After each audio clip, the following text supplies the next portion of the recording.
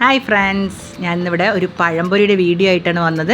നമ്മുടെ ചായയുടെ കൂടെ അടിപൊളി ഒരു പഴംപൊരിയാണ് ഇവിടെ ഉണ്ടാക്കാൻ പോകുന്നത്. അതും വളരെ എളുപ്പത്തിലാണ് ഇതിവിടെ ഉണ്ടാക്കുന്നത്.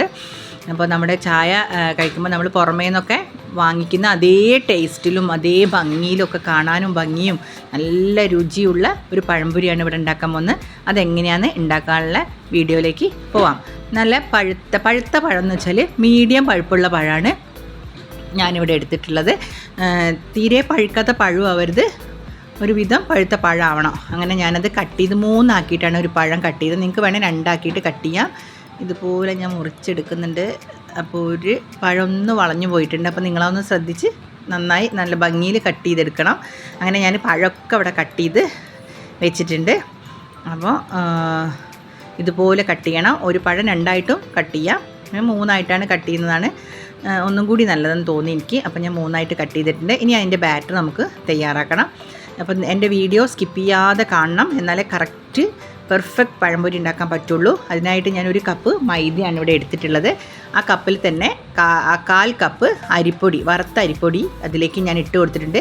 പിന്നെ ഒരു 1/2 കപ്പ്, മറ്റേ കപ്പിനേക്കാൾ ഒരു 1/2 കപ്പാണ് ഞാൻ എടുത്തത്. ആ 1/2 കപ്പ് ദോശമാവ്, ഇഡ്ഡലി മാവാണ് ഞാൻ എടുത്തത്. നിങ്ങൾക്ക് വേണമെങ്കിൽ ദോശമാവ് ആയാലും കുഴപ്പമില്ല.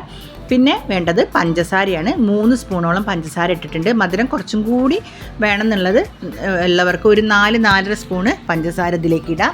പിന്നെ ഒരു നുള്ളു ഉപ്പിടണം. പിന്നെ ഒരു കളറിന് വേണ്ടിയിട്ട് മഞ്ഞൾപ്പൊടിയാണ് ഞാൻ ഇട്ടത്. പിന്നെ ലാസ്റ്റ് നമുക്ക് എന്താണെന്ന് വെച്ചാൽ കുറച്ച് ബേക്കിംഗ് സോഡ, ഒരു 1/4 സ്പൂണ് ബേക്കിംഗ് സോഡയും കൂടി ഇട്ടിട്ടുണ്ട്. പിന്നെ ഞാനിവിടെ ഒരു വ്യത്യസ്ത രീതിയിൽ ഇടാൻ പോയത് എന്താണെന്ന് വെച്ചാൽ കറുത്ത എള്ളാണ്. അത് നിങ്ങൾക്ക് ആവശ്യമുള്ളവർക്ക് ഇട്ടാൽ മതി, അത് വേണ്ടാത്തവർക്ക് അത് ഒഴിവാക്കാം. അപ്പോൾ ഞാൻ കറുത്ത എള്ളും കൂടി ഇട്ടിട്ട് നന്നായി ഒന്ന് മിക്സ് ചെയ്തിട്ടുണ്ട്. അങ്ങനെ കുറേശ്ശെ വെള്ളം ഒഴിച്ച് അതൊന്നായി നന്നായിട്ട് ഒന്ന് മിക്സ് ചെയ്തെടുക്കാൻ പോവാണ് മാവ്. ഞാൻ ഈ വീഡിയോ ലെങ്ത് ആക്കുന്നില്ല, പെട്ടെന്ന് തന്നെ ഞാൻ ഷോർട്ടായിട്ടാണ് ഞാൻ എടുത്തത്.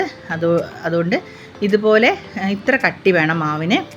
അപ്പോഴേ നമുക്ക് പഴം മുക്കി പൊരിക്കുമ്പോൾ പഴത്തിൻ്റെ മുകളിലേക്ക് ആ മാവ് കട്ടി നിൽക്കുള്ളൂ. ഇതുപോലെ സ്പൂണ് വെച്ചൊന്ന് ബാക്ക് സൈഡിൽ നോക്കിയാൽ ഈ മാവ് ഇതുപോലെ പോവാതിരിക്കും. അതാണ് ഇതിൻ്റെ ഒരു കട്ടി. അത്ര കട്ടിയിൽ നിങ്ങൾ വല്ലാതെ ലൂസും ആവരുത്, അല്ലാതെ ഒരുപാട് കട്ടി ആവരുത് മാവ്. ഇതുപോലെ നിങ്ങൾ അത് ഒന്ന് ലൂസാക്കിയെടുക്കുക.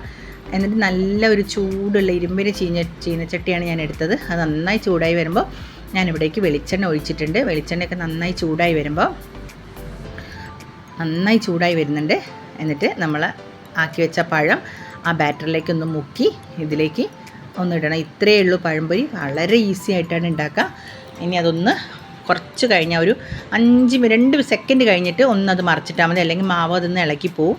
2 സെക്കൻഡ് കഴിഞ്ഞ് ഒന്ന് മറച്ചും തിരിച്ചൊക്കെ ഇട്ടാൽ നമ്മളെ പഴംപൊരി നല്ല അടിപൊളി ഗോൾഡൻ പഴംപൊരി റെഡി ആയിട്ടുണ്ട്. ചായക്കടയിൽ നിന്നൊക്കെ കിട്ടുന്ന പഴംപൊരിയുടെ അതേ ടേസ്റ്റും അതേ ഭംഗിയിൽ കൂടി ആ എള്ളൊക്കെ ഇട്ടപ്പോൾ അതിനൊരു പ്രത്യേക ഒരു ടേസ്റ്റ് ഉണ്ട്. അതൊരു കളറും നല്ല ഭംഗിയുണ്ട്. അപ്പോൾ നിങ്ങളെല്ലാവരും എൻ്റെ വീഡിയോ ഇഷ്ടപ്പെട്ടാൽ നിങ്ങളെല്ലാവരും ഒന്ന് വീട്ടിൽ നിന്ന് ട്രൈ ചെയ്ത് നോക്കി, ഉണ്ടാക്കി നോക്കിയിട്ട് എനിക്കൊന്ന് കമൻറ്റ് ചെയ്യണം. എൻ്റെ ചാനൽ സബ്സ്ക്രൈബ് ചെയ്യാത്തവർ സബ്സ്ക്രൈബ് ചെയ്യുക, ഷെയർ ചെയ്യുക, ലൈക്ക് ചെയ്യുക, കമൻറ്റ് ചെയ്യുക. അടുത്ത വീഡിയോയിൽ കാണുന്നവരെ താങ്ക് യു.